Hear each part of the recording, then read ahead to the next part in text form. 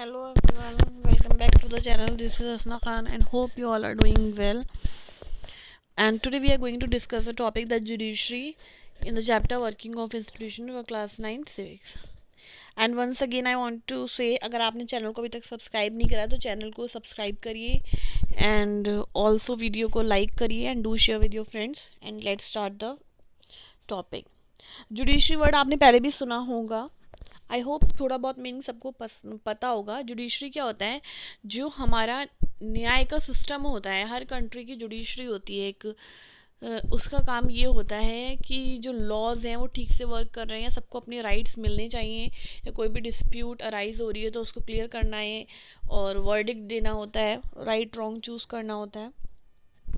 तो देखते हैं इसमें क्या लिखा है. Can I let us learn one final time to the story of the office memorandum.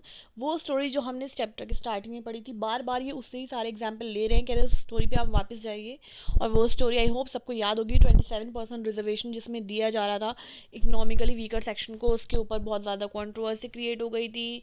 फिर बहुत ज़्यादा रीथिंकिंग हुई, फिर जुडिशरी ने जो है उसको कन्फर्म कर दिया और वर्डिक्ट दे दिया था उसके ऊपर. तो वही सब चीज़ को याद करते कह रहे हैं, ध्यान दीजिए उस पर कि इस टाइम क्या हुआ है. This time let us not recall the story. Story recall मत करिए बट इमेजिन करिए अगर स्टोरी क्या होती अगर जो है वहाँ पर जुडिशरी सिस्टम नहीं होता. Remember the story came to a satisfactory end. एक सेटिस्फैक्ट्री एंड पे आई थी वो स्टोरी because the supreme Court give a verdict. क्योंकि सुप्रीम कोर्ट ने अपना फैसला सुनाया था. अगर सुप्रीम कोर्ट ही नहीं होती तो, क्योंकि सुप्रीम कोर्ट ने जब फैसला सुनाया तो सबने एक्सेप्ट करा. और सोचिए अगर ये नहीं होता सुप्रीम कोर्ट तो फिर क्या होता. अगर if there was nothing like a supreme court in the country, कुछ ऐसा होता ही नहीं, या फिर चलो होता तो नेक्स्ट ही कह रहे हैं if had no power to जज actions of the government. But power नहीं होती कि गवर्नमेंट के एक्शन को जज कर सके सुप्रीम कोर्ट, तो कैसा होता. Even if had the power, if no one trusted the supreme court. अगर चलो पावर भी होती बट कोई सुप्रीम कोर्ट पे ट्रस्ट ही नहीं करता, फिर क्या होता. या फिर even if it is give a fair judgement. चलो फेयर जजमेंट भी मान लेते वो, बट वो उसको एक्सेप्ट नहीं करते मतलब जजमेंट को लोग, तो फिर क्या होता. तो ये सारी सिचुएशन ये बता रहे हैं कि जिससे आपको ये पता चले कि क्या इंपॉर्टेंस है जुडिशरी की, कितनी ज़्यादा इंपॉर्टेंट है वो हमारी कंट्री के अंदर या किसी भी कंट्री के अंदर जुडिशरी जो होती है. This is why an independent powerful judiciary is considered essential for democracy. कह रहे हैं लोकतंत्र के लिए हमेशा जो कंसिडर करी जाती है जुडिशरी, तो इंडिपेंडेंट करी जाती है कि किसी के मतलब अंडर में नहीं हो, स्वतंत्र हो वो एकदम. Now all the courts at different level in a country put together are called the judiciary. कह रहे कंट्री के अंदर जितने भी कोर्ट हैं उन सबको हम मिला करके एक जुडिशरी बोलते हैं, जुडिशरी सिस्टम बोलते हैं हम. The Indian judiciary consist of a supreme court for the entire nation. अब हमारी कंट्री में सबसे जो टॉप लेवल पे है तो सुप्रीम कोर्ट है, ठीक है. हाई कोर्ट है फिर उसके बाद, और उसके बाद होते हैं स्टेट या district, sorry district court. High court state के लिए होते हैं, सुप्रीम कोर्ट तो पूरी कंट्री के लिए, एंड डिस्ट्रिक्ट तो हर डिस्ट्रिक्ट में मौजूद होता है. Then they are saying India as an integrated judiciary. मतलब इंडिया में जो जुडिशरी सिस्टम है वो इंटीग्रेटेड है, वेल इंटीग्रेटेड आपस में. एक लेवल्स हैं, हिरार्की है, लोग फॉलो करते हैं एक दूसरे को. It means the supreme court control the judicial administration in the country. और सुप्रीम कोर्ट ही जो है वो हेड है तो वो सब कंट्रोल करता है, जुडिशियल एडमिनिस्ट्रेशन करता है. Its decision are binding on all the other court of the country. और जितने भी कोर्ट होते हैं उसके अंदर में वो सारे फॉलो भी करते हैं. It can take up any dispute. और कोई भी डिस्प्यूट हो तो सुप्रीम कोर्ट जो है वो उसके ऊपर फैसला सुना सकती है, उसमें इंटरप्ट कर सकती है. ऐसा कोई चीज़ नहीं है कि सुप्रीम कोर्ट या जुडिशरी किसी के अंडर में नहीं. अगर सुप्रीम बोला है तो उसको पावर दी गई है.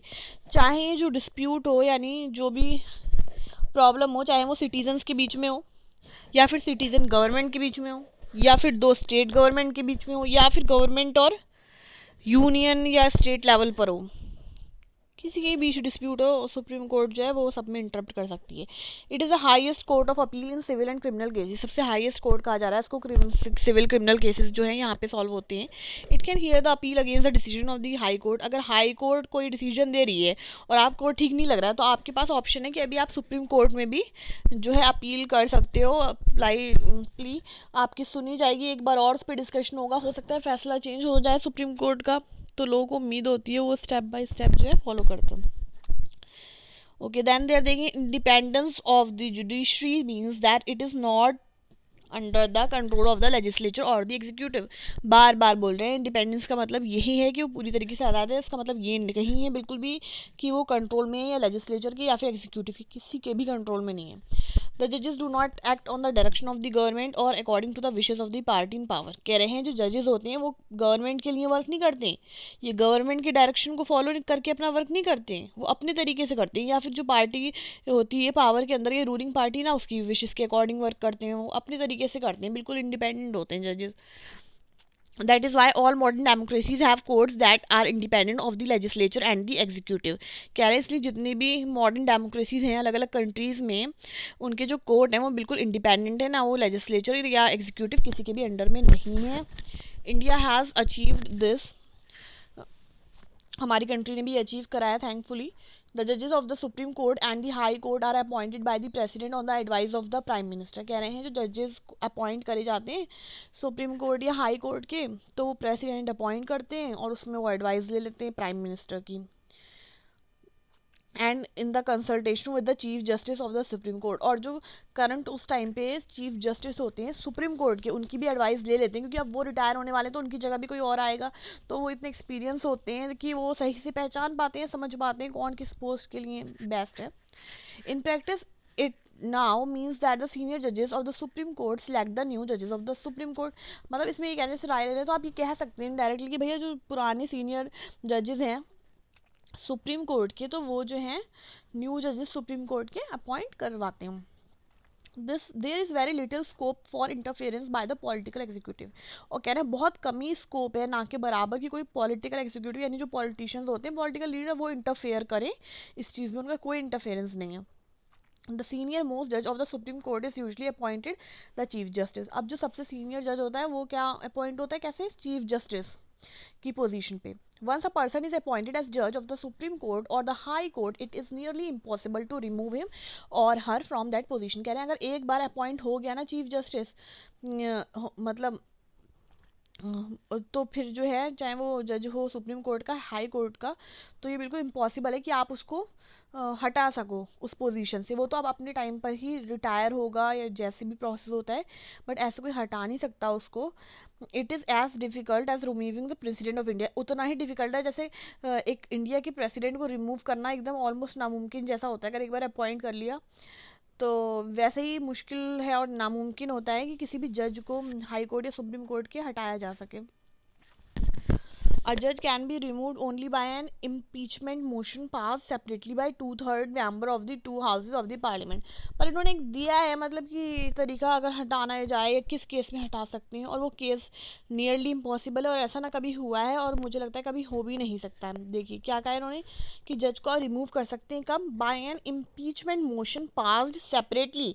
इम्पीचमेंट मोशन यानी कोई ऐसा तरीका कोई जिसमें जो लोग हैं दोनों ही हाउसेस के, यानी राज्यसभा लोकसभा दोनों हाउसेस के 2/3 जो मेंबर हैं, अगर वो कंप्लेन कर रहे हैं, वो हटाना चाह रहे हैं, कम से कम 2/3 होने चाहिए दोनों हाउसेस के, अलग अलग 2/3 ठीक है, कंबाइन में नहीं, अगर वो साइन करें या वो कुछ अगेंस्ट बोले या सहमत नहीं हो जज से, उनको पसंद नहीं हो जज या कोई प्रॉब्लम हो सीरियस वाली, तब ऐसा हो सकता है। तो ऐसा आपको पता है कि 2/3 मेंबर भी काफ़ी होते हैं, तो सबको क्यों प्रॉब्लम होगी, ऐसा हो ही नहीं सकता।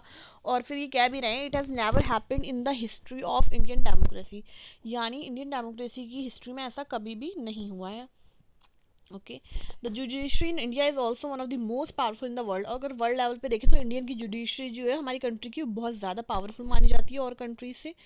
The supreme court and the high court have the power to interpret the constitution of the country. कह रहे हैं सुप्रीम कोर्ट और हाई कोर्ट के पास ये भी पावर है कि भाई वो कॉन्स्टिट्यूशन को इंटरप्रेट कर सकती है, लॉ चेंज वाली जो चीज़ें होती हैं वो सब वो कर सकती हैं, क्योंकि वही लास्ट में जो है कोई भी लॉ को पास या फिर बताती हैं वैलिड है या नहीं है। They can declare invalid any law. देखो कह रहे हैं यहाँ पे कि वो किसी भी लॉ को इनवैलिड कह सकती हैं, लेजिस्लेचर और the action of the executive, मतलब अगर उनके एक्शन या लेजिस्लेटिव में जो भी हो रहा है discussion, whether at the union level और एट द स्टेट लेवल, चाहे वो यूनियन लेवल का हो या स्टेट लेवल का, if they find such a law और action is against the constitution, thus they can determine the constitutional validity of any legislation or action of the executive in the country.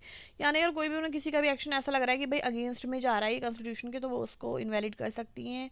और वो determine करती हैं constitution की validity और legislation के action को कि वो ठीक है या नहीं है। When it is challenge before them, जब वो चैलेंज यानी रखा जाता है सुप्रीम कोर्ट या हाई कोर्ट के सामने, वो चीज़ आती है।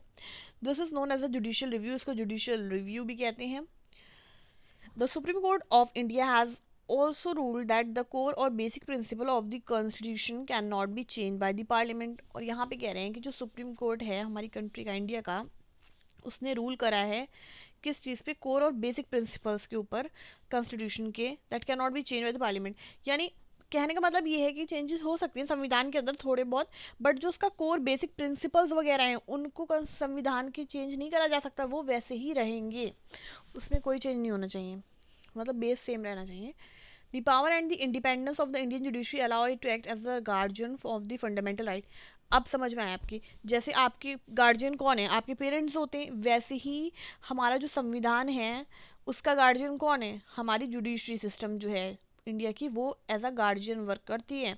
किसके लिए? फंडामेंटल राइट्स के लिए, उसकी देखभाल, कि सब लोगों को राइट्स इक्वली मिलने चाहिए। अगर नहीं मिल रहे हैं तो फिर लोग कंप्लेन करते हैं, फिर उस चीज़ को जो है सुप्रीम कोर्ट देखती है, जजमेंट पास करती है। We shall see in the next chapter that the citizen have a right to approach the court to seek remedy in case of any violation of the right। कह रहे हैं, हम next chapter में समझेंगे, अगर आप नेक्स्ट चैप्टर पढ़ेंगे तो आपको पता चलेगा कि जो है सिटीजन्स के पास पूरे पूरे राइट हैं कि वो कोर्ट के पास जाएं हेल्प के लिए या सोल्यूशन के लिए, अगर कभी भी उनके राइट का वायलेशन होता है या उनको राइट नहीं मिलते हैं प्रॉपर, या कुछ भी गलत होता है। In recent years, the court have given several judgment and directives to protect public interest and human right। कह रहे हैं अगर आप रिसेंट ईयर्स की बात करें तो कोर्ट ने बहुत ऐसे केस सॉल्व करे हैं जहाँ पे उन्होंने पब्लिक इंटरेस्ट या ह्यूमन राइट्स के बारे में जो है अपने फैसले दिए हैं फेवर में। Anyone can approach the court if public interest is hurt by the action of government. और कोई भी पर्सन जो है कोर्ट को अप्रोच कर सकता है अगर उसका इंटरेस्ट हर्ट हुआ है गवर्नमेंट के थ्रू।